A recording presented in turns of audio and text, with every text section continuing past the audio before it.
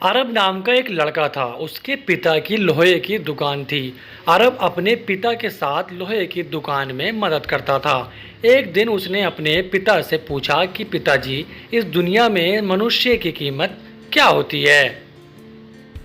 अपने छोटे से बच्चे के इस सवाल से पिताजी हैरान रह गए। वो सोचने लगे कि आखिर इस बालक को ऐसा सवाल क्यों हुआ।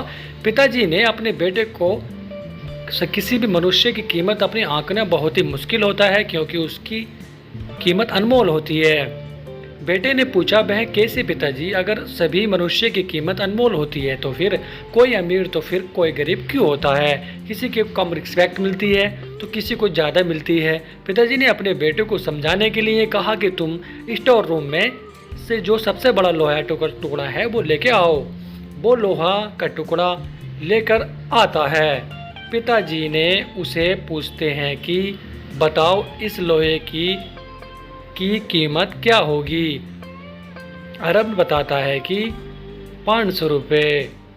पिताजी ने अब उससे पूछते हैं कि अगर मैं इस टुकड़े को छोटे छोटे कील बना दूं तो फिर उसकी क्या कीमत होगी। तो वो थोड़ा सोच कर बताता है कि पिताजी ऐसा करने में उसकी कीमत बढ़ जाएगी, तब तो ये बहुत ही और महंगा बिकेगा, लगभग 1500 रुपये में।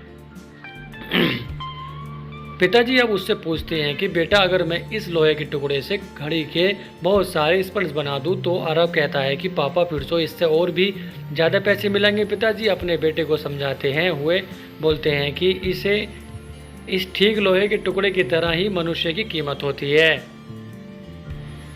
मनुष्य की कीमत भी इंसान नहीं होती अभी वो क्या है, बल्कि इसमें होती है कि वो अपने आप में क्या बनता है।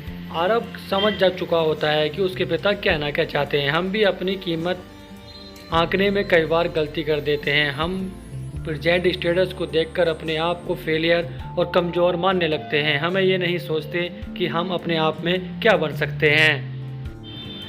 हमें अभी क्या उससे अपने आप की कीमत आंक लेते हैं।